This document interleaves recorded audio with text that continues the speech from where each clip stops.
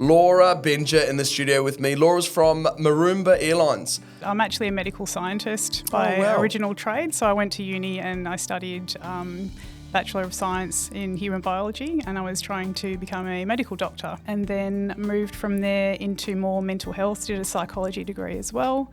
From there moved into mining. So I was actually doing leadership and lean coaching in the mining space as opposed to knowing anything about mining. So I started looking outside as well.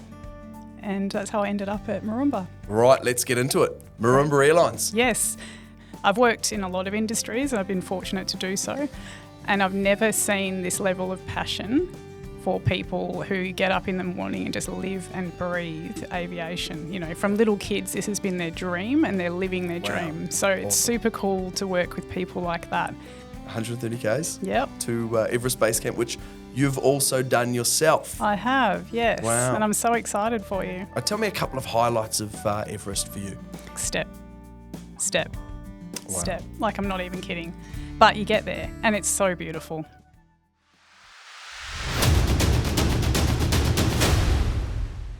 Welcome back to another episode on the Gold Room. Lucky enough today to have Laura Benger in the studio with me. Laura's from Maroomba Airlines, a ripper airline servicing the mining industry. Laura, thank you very much for coming in and taking the time to spend with me. Thank you so much for having me, Josh. Not a problem. As you know, we always start off with the life and the times. I do want to pick your brain at some point about the little trip that you did to Everest. Sure. So I've got one of those little questions in there. But let's go. Take us back to the early years.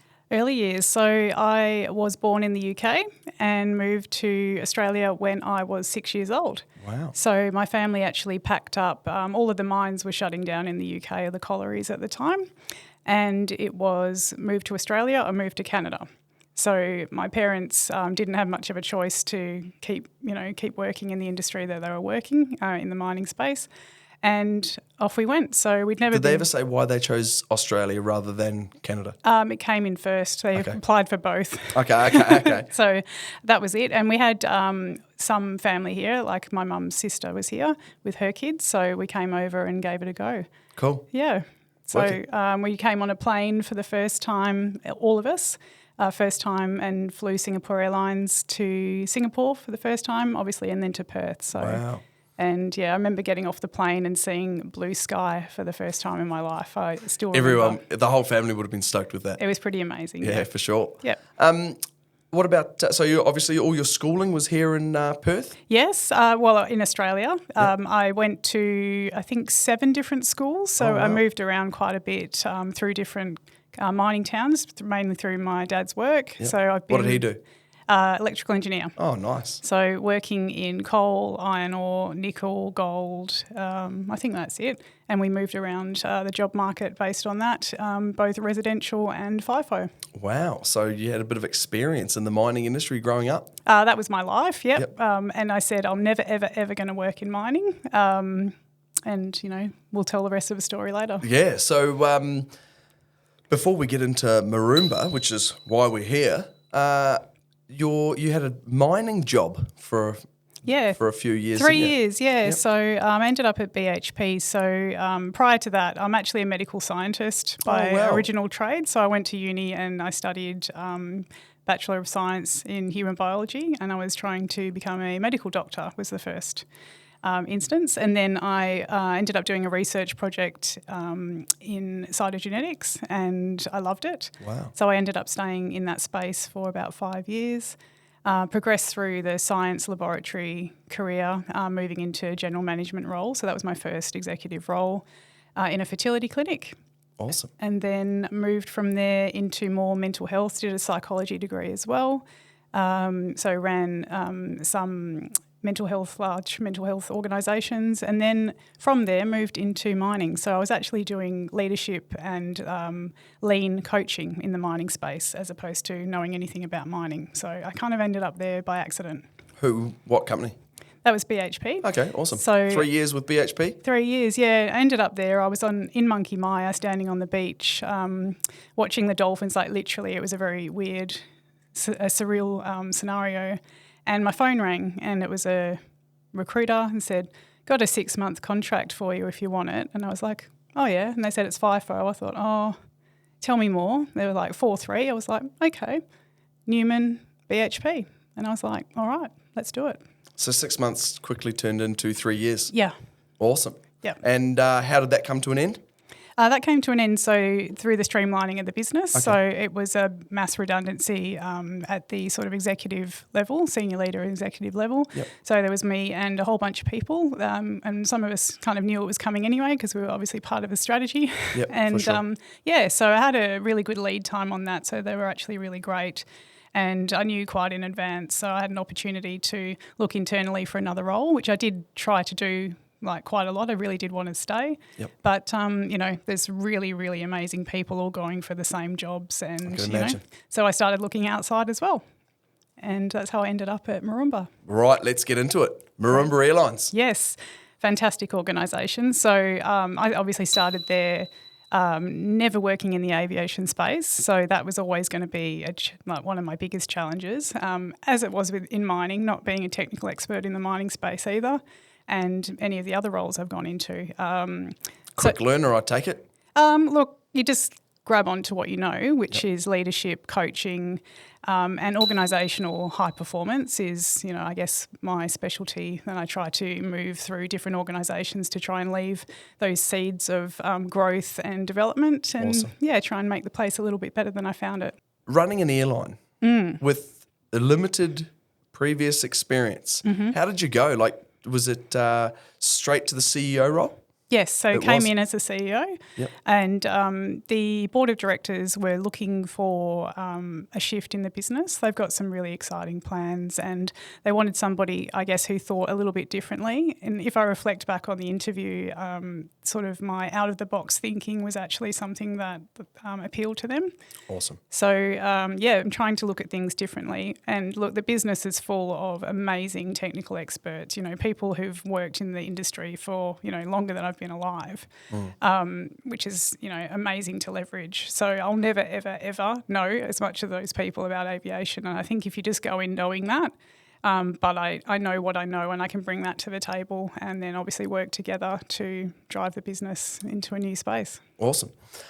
Running a airline, which is predominantly, as I believe, in the mining space. Yes. How do you go about your day-to-day? Day to day, look, at the moment I'm covering a bit of the ops manager role as well, so I'm getting a bit of a taste of everything. But look, the day starts off checking emails, as we all do, and seeing what's the go, making sure the planes are going off on time, and trying to understand any roadblocks that may be in place to, preventing that. So, there's huge complexity in running an airline.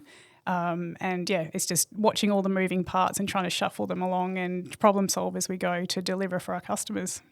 How many, you got some major clients on board? Yep. So, you name any? Oh, look, I probably won't name a few, but I love you all. You know that. That's awesome. Yeah, but they're predominantly at the moment, it's a bit of a gold rush, as we know. So Sure a lot is. of our customers are in the gold space, rare earths, a lot of interest in what we're doing. We've got some big player in the iron ore spaces as well. Wow, awesome. So obviously mining relies on safety and Yes. reliability. What does Maroomba do in that space? Well, Safety and reliability in the airline industry. Yeah, look, well, it is. Virgin's let me down on multiple times. Oh, look, I think we've all been stranded at some random airport at some point if you worked in the industry. Yep. And look, that's something I try to bring into the business is that real user experience. Being that passenger, I've been stuck at Kalgoorlie Airport literally overnight and they locked the doors on us. It was quite a tough night and you know what accommodation's like in Kalgoorlie. So me and my whole team. So, I try and bring that to the airline as that real customer focus. Yep. But look, in terms of safety and reliability, aviation, air travel is the safest form of transport, bar none. Sure. And that's something I've really, really come to appreciate. Someone asked me about that recently. Now I'm working in aviation, am I more scared of flying or less scared of flying? And I'd say absolutely less scared because I understand a little bit more now about what goes into every decision, every process, and every single person is working to keep everybody safe. It's amazing. The trust of those airline engineers, You know, they're out there doing the best job. They're phenomenal. And it must be a high-stress job. The level of accountability that the engineers carry as a team, it's absolutely inspiring. Yeah. I've never seen, I've worked in technical teams before, I've never seen that level of accountability and ownership in any other industry. Wow. Yeah. So why the Dash 8 and for the mining routes? Yep. And also you guys have a new Dash 8300 We do. on its way, or is it here now It's flying in Perth and it's flying to mine sites already. Yep. Oh, awesome. Yep. Go. Let's get into that. Yeah, so that arrived last month. So that's been a labour of love. Awesome. Never bought an aircraft before. So Paid for it, everything, watched it. Yep, company owns it. Yep. Wow. So that was just over a year process. Obviously, I wasn't the technical expert in that, but overseeing that has been quite a rewarding process. So, yeah, cool. Again, amazing people who all know very much what they're doing, and they've done this many times in their career. But it goes from, finding an aircraft that's suitable, doing an assessment on all of the whole spectrum of it. There's a lot that goes into that. It's not just going, how many miles has it done? There's a lot. So it's not brand new? No, it's not brand new. Okay. They're not making any Dash 8-300s anymore in the factory. So Okay. any coming out. How old is it? This one is around 2000s. Okay. Yep. 25 years. Yep. But every 5 years is what I've learned. They have a major maintenance called a C-check. Yeah, okay. So every part of that aircraft is stripped off and stripped back, and every single part Awesome. and component is replaced or repaired, refurbed. Yep. And that's every panel. It's quite amazing. Well, every bolt. Yeah. So it's almost an brand new aircraft every 5 years. Wow. And So those twin props, every time I hop into the noisy, there's a few little rattles here and there. Not all of them, but a few that I've flown on. And that's really good to know. Yeah, it's amazing. Every 5 years. So Yeah. is that's a legal obligation? It's part of the maintenance schedule for the Dash 8-300s. Okay. It's a phenomenal process. So I've been watching that play out. I've never seen a plane stripped back to nothing, and there's not a lot in there once everything's come out. I can imagine. But yeah, it's an amazing process. And so that's happened with our new aircraft that's just arrived. It's had a new fresh coat of paint and runs like a dream. Mineral resources down the side, Chris Ellison's asked. There are a few hangers down from us. Okay. So how many seats? What's the difference between a Dash 8 and then a Dash 8-300? Yeah, so we've got in our fleet, we've got Dash 8-100 and Dash 8-300. Okay. So 100 is a 36-seater and a 300 is a 50-seater. Oh, beautiful. So it's basically capacity. Look, if you ask the engineers or you ask the pilots, they could rattle off a whole bunch of differences and benefits between each aircraft. But look, they all love the Dash 8s. They're real workhorses, and they're really designed for our terrain. They can land on a gravel runway. Oh, wow. They're large aircraft that can land on a gravel runway. We've got toilets on board, which, if you've ever done any, startup mining, you're on the little 9-seaters and cramped in there and with blankets on you trying to survive. During COVID. Yes. Was when we started flying some of those little twin props, and I remember walking up the stairs thinking, are we going to bloody make it? Are we going to be on the next episode of Lost? Are we going to be on bloody those people that were lost in the Andes? Well, look, you come to Maroomba Airlines. We've got I've got our own beautiful terminal. We've got USB chargers throughout the terminal. Okay. You can walk straight onto the plane, and it's no middle seats, 2 seats on each side. Beautiful. We've got beautiful, fabulous people in our cabin crew who are there to support. We get Tim Tams. We've got cheese and biscuits. We've got all sorts. Or you got to pay for it? It all comes with it. Complimentary. Comes with the package. Better than bloody Virgin. Look, it's the Maroomba difference. Far out. Is that the tagline? It is. Oh. And look, I had a mining executive, and I won't name names. No, he'll know who he is. But he said, Laura, if you take those cheese and crackers and Tim Tams away, we might be having a different conversation. Out the door. We'll be gone. Yeah, listen, I fly Virgin heaps. Yep. And I think after COVID, no happy hour, no 6 to 7 or whatever it was. No, cut back. Cut right back. cut back on everything. And look, it's a tough industry, and every business has got to make the choices that they need to make. But, to remain a profitable airline. Yeah, but, we have different contracts, but, working in the mining space, we understand that it's a tough environment. People are getting on a plane. They're not going on holiday. They're going to work, and that's a hard Awesome thing. Coming home, tough going out. Yeah, and, you're up at 3:30 in the morning to try and get your plane, you're feeling a bit down, maybe not wanting to leave your family, whatever reason, you've got going on. Yep. And if we can make that a little bit better and make it a bit more pleasant, then that's what we're going to do. Awesome. At Maroomba Airlines, what does it take to build great teams? Pilots, engineers, flighties? Look, people is where it starts. So people who are so passionate and so invested in the industry. I've worked in a lot of industries and I've been fortunate to do so. And I've never seen this level of passion for people who get up in the morning and just live and breathe aviation. From little kids, this has been their dream and they're living their dream. So it's super cool to work with people like that. Then you put those people together in different teams and ask them to solve problems for our customers. And they're just so intrinsically motivated to do that. So that part's an absolute pleasure. Yeah. As a young woman CEO, 35 years old, around about. Thanks for that. That's all right.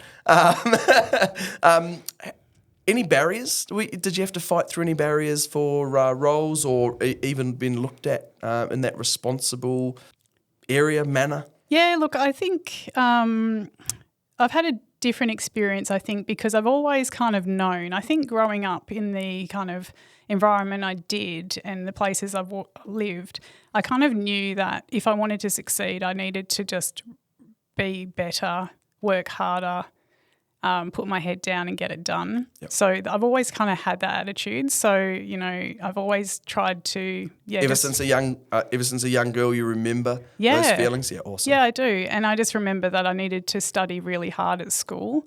I was good at school, so I wasn't good at sport. I can't catch anything, I can't run and I can't do anything.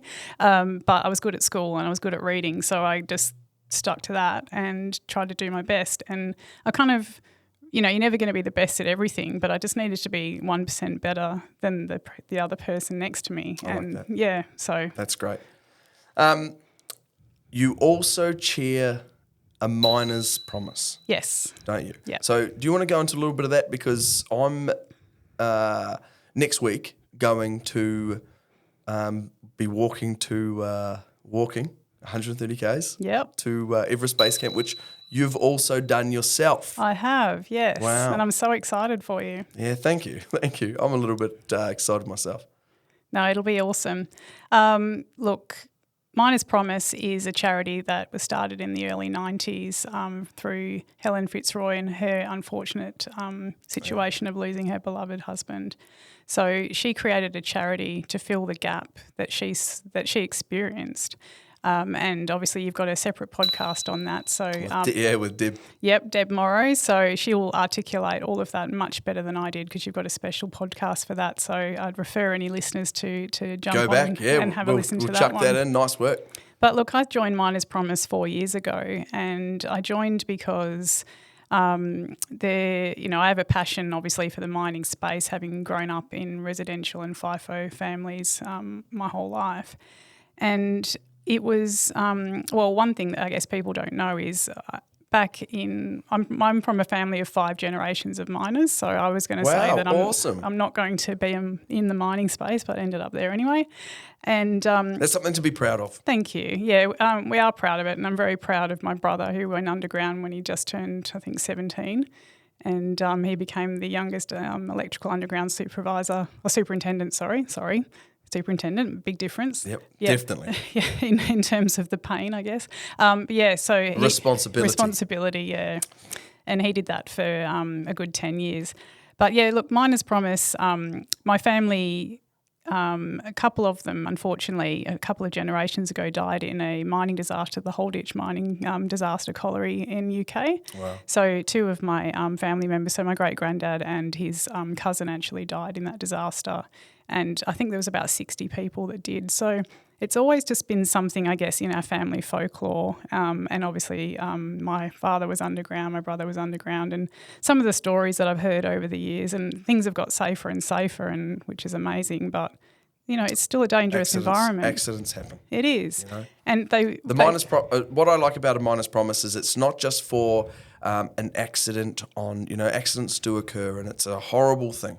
But it's also about, they're advocating for helping those families of people that have passed away on site that aren't natural causes or by accident. Yeah, and it's, a community. If you've ever grown up in a mining town, there's a really strong sense of community and camaraderie. Yep. And everybody has moved from somewhere, typically in those towns, and they are often quite transient. So there is kind of a micro community that starts when people are banding together from all around the world for a common cause. Everyone's left their families behind, and you kind of create really deep bonds and friendships, and they become your family. Yeah. When in it's sort of not an artificial, but it's like quite a unique situation. So Miners Promise is a little bit like that as well. We wrap around the mining community in that unique and special way. Yeah. Awesome. At the end of the day, Laura, who are you behind Maroomba Airlines CEO? Who am I? Well, look, little girl from England, moved around a lot, lots of schools. I've got a younger brother who I've mentioned. I'm married, been with my husband for a very long time, pushing up 2 decades now. Really? Yeah. A little high school sweetheart nearly. Almost. You're, again, gracing me there a little bit. But yep, and I have a 19-year-old daughter. Oh, wow. Shout out to her. Well, you're giving it away now. Yep, that's it. And yes, and she's living her best life. She's at uni, and what's she studying? She is studying a Bachelor of Commerce in International Relations and Management. Wow, but need that right now. Yep, but she's really loving it. But her real passion is she wants to be a film producer and actor, and she's really working on that. She's actually shooting a movie at the moment. She's here in WA? Yep. She's shooting a bunch of movies right now as a producer. Awesome. And she's doing some side acting in them. But yeah, she's 3 or 4 films at the moment. So they just they're building some studios out in That's Caversham. Right. Is it Caversham? They've got some in Malaga as well, I think. Yeah. Right here. Yep. Yeah, so Perth will become a bit of a hub, yeah. That'll be awesome. Yep. It's exactly what we need. Yep. More industry here in WA. What is the best advice you've been given? By who? Oh, I don't know. The best advice I've been given. Never change for a man. I think that's the best advice I've been given. Maybe it's not the best advice. It's just something on the top of my head that sticks with me. Yep. My grandma told me that, and I've learned a lot of things by over the years and observing and understanding things more. But I guess as 4-year-old Laura, I still remember that, and it's something I've actually carried with me. And it's not about changing for a man, man, women, whatever. Sort of stick to who you are and stick to your tribe and your people. That's beautiful. I like that. Don't try and change yourself to be someone you're not. Impress others. And I think people do it all the time. Yeah, and it takes us a long time to figure that out. I've certainly tried to, adapt and everything. But, as you get older and, a little pilgrimage to Everest sometimes helps with things like that. But, really. You've just got to, really figure out who you are and own that. Awesome. So you actually segued for me. You're welcome. Tell me about... Tell me a highlight. Tell me a couple of highlights of Everest for you. Highlights of Everest. Getting there was getting to base camp was a highlight because I think every day I cried and said I can't do this, and every day I did it. Awesome. I think you're going to be much more prepared than I was. But I wore my hiking boots. I've worn my hiking boots for so far 10 days, yep. And 8 of those days were 12-hour days. Mm-hmm. I've walked Jacob's Ladder 3 times. Yep. The first time, so it's 242 steps. Yes. And I've gone down, started at the top, Down's down fun. and up. Down's fun. Up is difficult. Up's difficult from 5 onwards. Yep.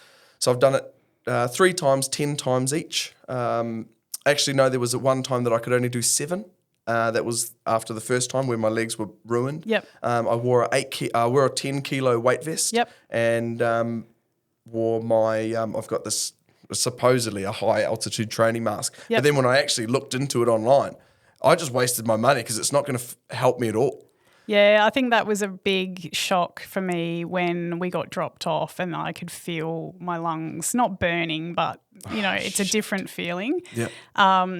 But look, all I can say is when I got to Everest Base Camp, I literally burst into tears because I couldn't believe I did it and I was so proud of myself. Yeah, awesome, Laura. Yeah, That's beautiful. It was really cool. It. Yeah. What was not a highlight? What was something that you really struggled with on the trip? Not just waking up in the cold Yep. or the clothes Yep. or the anything. The frozen water bottles. Yep, all of that. It was day 2, the steps to Namche Bazaar. The whole day is climbing steps. Okay, so think of Jacob's Ladder, times, but all day for about 10 hours. 10 hours? Yeah. Yep. I've cooked it here, haven't I? But- so many people have said you've cooked it, mate. But with no oxygen.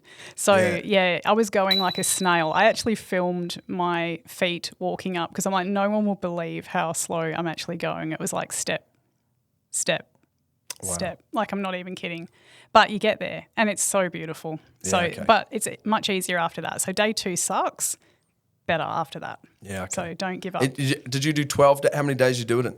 9 there, 9 up Okay. and 5 back, I think it was, Yeah, once again, I've cooked it because I'm doing 8 up and 4 down. Oh, you'll be fine. 12 days. Yeah, you're the first person to actually, Debbie and Elise said, you'll be fine. You will. Yeah. Yeah. Oh, no. I'll just one foot in front of another, bloody slowly It's a metaphor for the whole thing. And look, for my life. it is. Yep. And look, find someone who is your pace and just get right behind them and just step with them and just watch their feet and just keep going because you'll get there. I know, I bloody will. Look, Laura, thank you very much for coming in. I've learned a lot about Maroomba Airlines. Is there anything that you want to say to any potential clients that are not using your airline but you think they bloody well should? Well, they absolutely should. So what I would say is, look, come give us a try. We've got the most wonderful terminal. You can get your people straight to work, no security screening and all of the big airport stuff. And, they'll have that personalised touch. And, look, I'll leave you with a nice little story. I try to get on the aircraft as much as I can and I sit in the jump seat, which is an amazing experience with the pilots, and then I sit in the cabin usually on the way back. And, the cabin crew were every second person coming off, they were saying, thanks, Bob. See you, Dave. Have a good swing. The mates with the pilots. No, these were the guys coming to work. Oh, true. So our cabin crew know the people that they're flying and they don't have their names on their shirt. I was like, how are they doing this? And I was like, because they know them. They've built a relationship. Yes. It's so important. It's so special. And anyone that flies our airline really understands the Maroomba Airlines difference. We really care about our people and we want to get you there and get you home safe. Beautiful. That's mining 101. Yep. Beautiful. Well, Laura, thank you once again for coming in. Look, I'm a little bit nervous about Everest, but you put me at ease a little bit. You're gonna be Slowly fine. but surely. I've got 100% faith in you, Josh. You're going to do it. Thank you very much. Well, everyone, thank you very much for tuning in to another episode on The Gold Room. If you're a bloody mining company out there and you're not using Maroomba Airlines, give them a call. Give Laura a call. Actually, you probably won't get hold of Laura. You might.